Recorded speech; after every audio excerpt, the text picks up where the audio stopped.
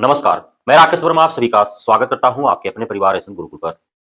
केंद्र सरकार के द्वारा 8वां वेतन आयोग हेतु घोषणा कर दी गई है, जो 1 जनवरी 2026 से लागू होंगे। 7वां वेतन आयोग जो 2016 से लागू हुई थी, उसका सेशन 31 दिसंबर 2025 को समाप्त होने वाला है। उसके उपरांत 1 जनवरी 2026 से 8वां वेतन आयोग लागू कर दिया जाएगा। अब 8वां वेतन आयोग लागू करने की एकाएक घोषणा केंद्र सरकार के द्वारा किए जाने के उपरांत जो सरकारी कर्मचारी हैं या पेंशन भोगी हैं, उनके अंदर एक अलग सा खुशी का माहौल है। लेकिन इसमें सबसे बड़ा सवाल यह उत्पन्न होता है कि आप जिस भी समाचार पत्रों में पढ़ेंगे या जिस भी न्यूज़ चैनल में आप देखेंगे, तो वहाँ पे आपको केंद्रीय कर्मचारियों और पेंशन भोगियों का ही चर्चा मिल रहा है। अर्थात अब संशय यह उत्पन्न हो गया है कि केंद्र सरकार के द्वारा जो 8वां वेतन आयोग लागू किया जा रहा है, तो क्या उससे सिर्फ केंद्रीय कर्मचारी और पेंशन भोगी ही प्रभावित होंगे या फिर विभिन्न राज्यों के जो राज्य सरकार के जो कर्मचारी हैं, राज्यकर्मी हैं, उन पर भी इसका प्रभाव पड़ेगा, उन्हें भी इसका लाभ मिलेगा। तो इस वीडियो में हम स्पष्ट रूप से आपको बताएंगे। साथियों, आप सबको ज्ञात है कि जो वेतन आयोग लागू की जाती है, प्रत्येक 10 वर्ष पर लागू किया जाता है। हालांकि इस बार का जो 2024 का जो लोकसभा का चुनाव था, उससे पूर्व तक केंद्र सरकार के द्वारा हमेशा यह 8वें वेतन आयोग के ऊपर जवाब दिया जाता रहा कि अभी उस हेतु कहीं कोई विचार विमर्श नहीं हो रहा है। आरटीआई के माध्यम से ही कर्मचारियों को जवाब मिला था कि उसके लिए कोई योजना नहीं है। केंद्र सरकार के जो केंद्रीय मंत्री हैं, उनके तरफ से भी जवाब आया था कि 8वां वेतन आयोग के लिए अभी कोई प्लानिंग नहीं है। लेकिन एकाएक जो है, चूंकि दिल्ली विधानसभा चुनाव होने वाले हैं और उसके बाद बिहार का विधानसभा चुनाव होगा, फिर यूपी का विधानसभा चुनाव होगा एवं अन्य कई राज्यों में 2025 में विधानसभा चुनाव होने हैं। अब केंद्र सरकार चूंकि इस बार का जो लोकसभा चुनाव रहा, उसमें काफी नुकसान झेलना पड़ा उसे। अब आगामी चुनावों में वह नुकसान न झेलना पड़े उसे, इसको देखते हुए शायद 8वां वेतन आयोग जो है एकाएक उसकी घोषणा कर दी गई। कारण जो भी रहा हो, लेकिन यह तो तय है कि 8वां वेतन आयोग को आ जाने से केंद्रीय कर्मचारियों को तो लाभ मिलेगा ही, लेकिन अन्य राज्य कर्मियों को भी लाभ मिलेगा। पूर्व में जो 2016 में 7वां वेतन आयोग लागू हुआ था, उसकी अनुशंसा यूपीए 2 के तहत जो उस समय की सरकार थी, माननीय मनमोहन सिंह जी का जो सरकार था, उसी के दरमियान उसे अनुशंसा दे दी गई थी और उसके बाद जब केंद्र सरकार की सत्ता बदली, जब माननीय मोदी जी सत्ता में आए, तो उन्होंने जो है इसे लागू किया 2016 से। अब 2025 लास्ट जो है 10 वर्ष बीतने को है, 2026 से 8वां वेतन आयोग लागू हो जाएगा, जिसका जो है अनुशंसा कर दिया गया, केंद्र सरकार के द्वारा घोषणा कर दिया गया है। जब 7वां वेतन लागू हुआ था, 7वां वेतन आयोग जब लागू हुआ था, तो उस दरमियान जो बेसिक सैलरी थी कर्मचारियों का, उसमें 2.57 का बढ़ोतरी हुआ था। मतलब जितना था उसका 2.57 से मल्टीप्लाई करके जो है उनको लाभ दिया गया था। अब जो है कि इस बार जो 8वां वेतन आयोग लागू हो रहा है, इसमें आखिर कितना लाभ मिलेगा?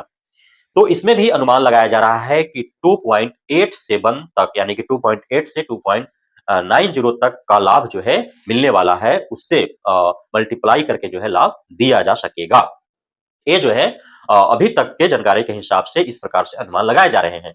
लेकिन लाभ कितना गुणोत्तर मिलेगा, यह जो है लागू होने के बाद ही पता चल पाएगा, जब कर्मचारियों को लाभ मिलेगा तब।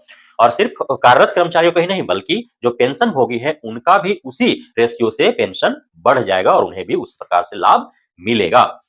अब जो है कि जब केंद्र सरकार इसे लागू कर देगी, तो राज्य सरकार भी लागू करेगी अथवा नहीं? इस पर संशय जो है, वह बिल्कुल भी संशय नहीं रखना है। केंद्र सरकार लागू जब करेगी 1 जनवरी 2026 से, तो उसके बाद हो सकता है कि उसी वर्ष लागू कर दे, 1 साल बाद लागू कर दे, 1.5 साल बाद लागू करे।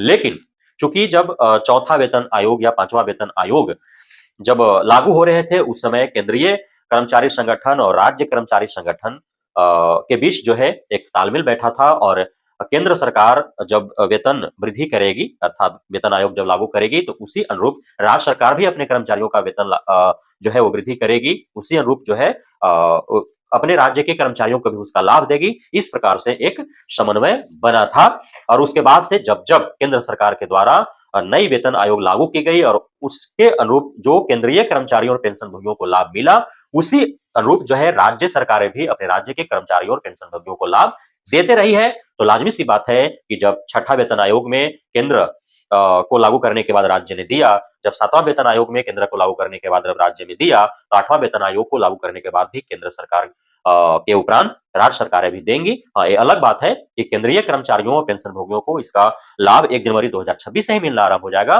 लेकिन विभिन्न राज्यों में इसे कब लागू किया जाएगा, यह राज्य सरकारों पर निर्भर होगी। तो इसमें भी कई फैक्टर कार्य करते हैं।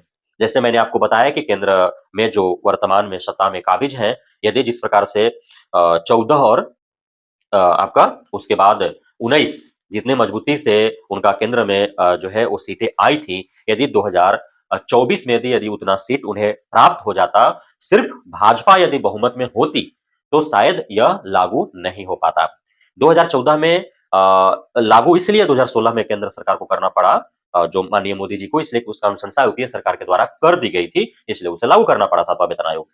8वां वेतन आयोग जो है चुनाव से पूर्व तक इसकी कोई चर्चा नहीं थी। केंद्र सरकार इसको जो है नो फोकस में डाल करके रखी थी, लेकिन सीट इतना कम आया, तो अब जो है अपना जनाधार बढ़ाने का प्रयास है और इसलिए जो है कर्मचारियों को इसका लाभ मिल रहा है। तो राज्य सरकारों पर भी यही फैक्टर काम करता है, जहाँ की राज्य सरकारें बहुमत में होगी, तो हो सकता है कि वहाँ इसे लागू करने में थोड़ा और देर हो, लेकिन जहाँ राज्य सरकारें जो है वो संकट में होगी, मतलब वो राज्य सरकारें जो है वो संगठन गठबंधन से चल रहा हो और यदि जो मुख्य घटक दल है और उसको यह खतरा हो कि यदि हम लागू नहीं करते हैं, नाराज होकर के कोई उसका गठबंधन तोड़ देगा और सरकार गिर जाएगी, तो वहां पे जल्दी लागू हो जाएगा। साथ ही जिन राज्यों में हाल ही में चुनाव है, वहां पे भी जो है लागू हो जाएंगे, तो इस प्रकार से जो है लाभ मिलेगा। अब चूंकि 2026 से इसे लागू होना है, अब 2025 में ही कई राज्यों में चुनाव हो जाएंगे। अब 2025 में जब चुनाव होंगे, उसके बाद किन राज्यों में कितने मजबूत सरकार बनती है, तो उस पर निर्भर करेगा कि 2026 में जो है वो अपने राज्य कर्मचारियों को इसका लाभ कितना शीघ्र देगी और कितना बाद में देगी, क्योंकि जितना अधिक देर से राज्य सरकारें अपने कर्मचारियों को 8वां वेतन आयोग का लाभ देगी, उतना अधिक राज्य सरकार को आर्थिक फायदा पहुंचेगा। तो इस प्रकार से जो है कई फैक्टर कार्य करते हैं, लेकिन इतना तो तय है कि लेट लतीफी सही केंद्र के कर्मचारियों पर लागू होने के उपरांत विभिन्न राज्य के कर्मचारियों पर भी राज्य सरकारों को इसे लागू करना पड़ेगा, भले ही कहीं पहले होगा, कहीं बाद में होगा, और जिस अनुरूप केंद्र के कर्मचारियों को इसका लाभ मिलेगा, उसी प्रकार से राज्य के कर्मचारियों को भी लाभ मिलेगा। तो 2.8 से 2.9 तक का जो है वृद्धि होने वाला है। इसमें जो है उसका मल्टीप्लीकेशन आप करके रखें अपना। अभी जो बेसिक सैलरी जिनका है 25,000 है, तो 25,000 इंटू 2.87 में गुना कर लीजिए आप, उतना जो है आपका बेसिक सैलरी हो जाएगा 8वां वेतन आयोग लागू होने के उपरांत। इसी अनुरूप जो है जिसका जितना बेसिक सैलरी है, उस अनुरूप आप जो है अपना काउंट कर लें और उस प्रकार से आपको लाभ मिलेंगे। अब जब वेतन में इतना वृद्धि होगा, तो उसका जो परसेंटेज जो अलग-अलग तय है, जो आपका डीए, टीए वगैरह, होम अलाउंस या मेडिकल फैसिलिटीज के लिए जो लाभ मिलते हैं, अन्य जो लाभ मिलता है, परसेंटेज जो है कि इतना बेसिक सैलरी का इतना परसेंट जो है आपको ये लाभ मिलेगा, तो वो सारे जो है उसी अनुरूप आपको मिलेंगे। तो लाज़मी सी बात है कि कई गुना जो है आपका बढ़ने वाला है 2026 से, जो सरकारी कर्मचारी चाहे केंद्र के हों या राज्य के हों, उनका वेतन। तो खुशियाँ मनाएँ। बहुत-बहुत धन्यवाद आप सभी साथियों का हमारे साथ जुड़े रहने के लिए, बने रहने के लिए, हमें इतना प्यार देने के लिए, हमें भरोसा बनाए रखने के लिए।